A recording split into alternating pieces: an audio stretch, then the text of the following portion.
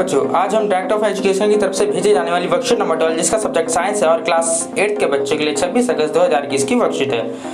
चलिए पढ़ते हैं इस वर्कशीट में क्या बोला गया। Children, what do you if you feel like eating mangoes during winter season और you feel like eating strawberries during summer season. यानी कि बोला जरा बच्चों, आप ठंडी के मौसम में आम को याद करते हैं और गर्मी के मौसम में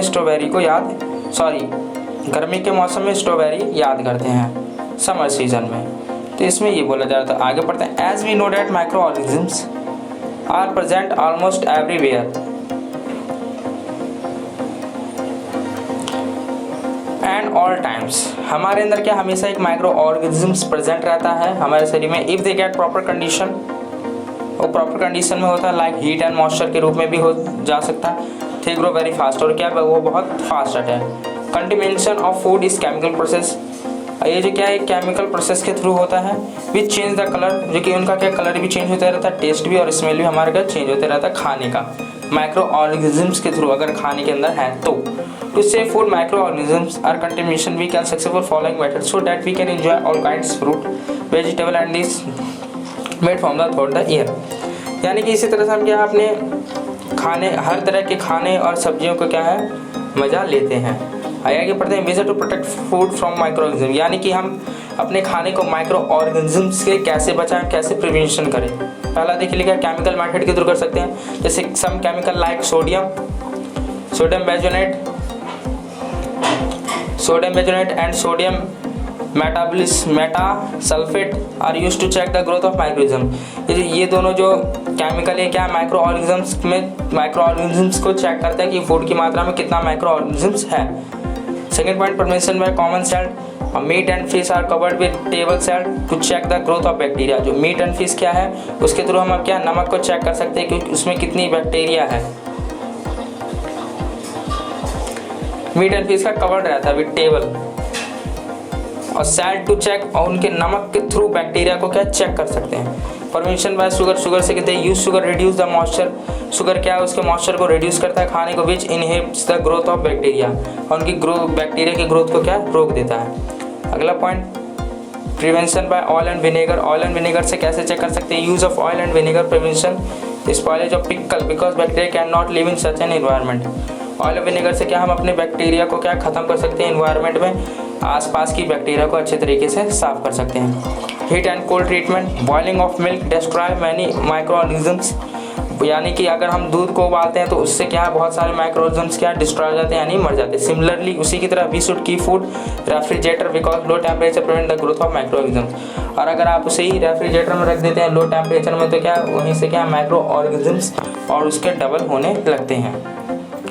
आगे बढ़ते हैं। Pasteurisation, heat the milk. इसमें बोला जा रहा है heat the milk 15 to 30 second, 15 से 30 सेकेंड को दूध को गर्म कीजिए और 70 डिग्री सेंटीग्रेड पे। देन कूल इट डाउन, और उसे सडनली कूल इट डाउन कर दीजिए और फिल इन द बैग, और उसे बैग में डालिए। It stop the growth of microorganism, और उस तरह से क्या उनके जो माइक्रो ऑर्गेनिजम्स की जो ग्रोथ है वो एकदम से ही रुक जाएगी। द प्रोसेस इज कॉल्ड, इसको क्या बोला जाता है pasteurisation, which was discover by जो इन्होंने जो ऐसा जो प्रोसेस है जिसे डिस्कवर किया गया था लुईस पैस्चर ने। तो ठीक है बच्चों, किसने डिस्कवर किया था, लुईस पैस्चर ने। Pasture live milk can be consume without boiling, यानी कि क्या है बिना बॉइलिंग के क्या है इस तरह के मिल्क को कंज्यूम किया जा सकता है। अगला पता है स्टोरेज एंड पैकिंग, यानी कि स्टोरेज और पैकिंग। स्टोरेज रखना, पैकिंग पैक करना।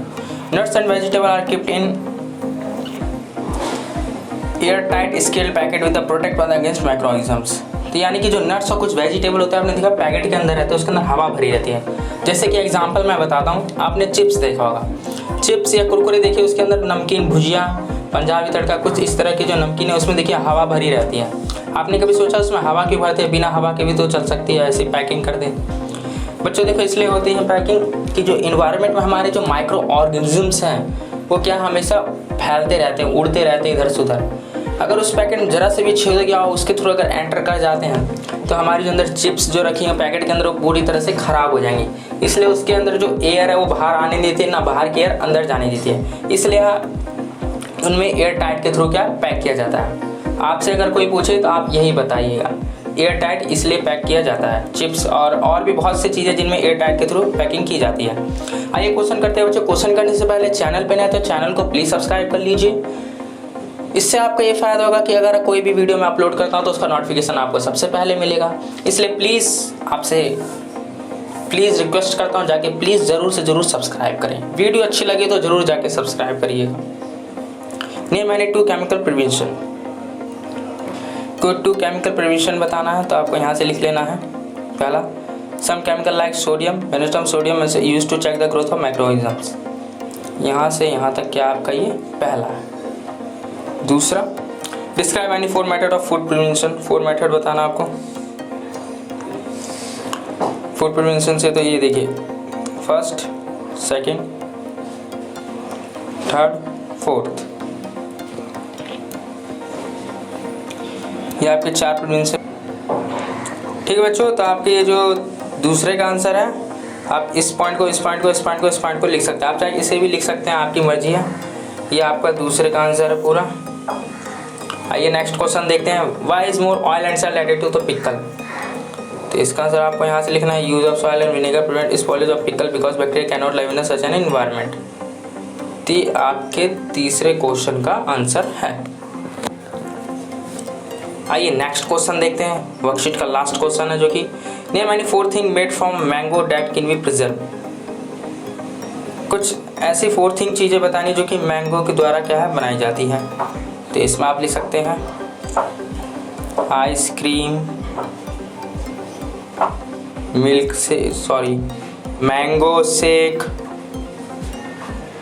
Pickle, mango. ठीक है, आइसक्रीम, मैंगो शेक हो गया, पिकल हो गया। इसके बाद आप लिख सकते हैं मैंगो की टॉफ़ी भी बनती है, मैंगो कैंडी। ठीक है बच्चों, आप ये आंसर लिख सकते हैं। आई होप आपकी वर्कशीट समझ आई। तो प्लीज़ चैनल को जाके जरूर से जरूर नीचे लाल बटन जाके सब्सक्राइब करें। मिलते हैं अगली वीडियो में नई वर्कशीट के साथ।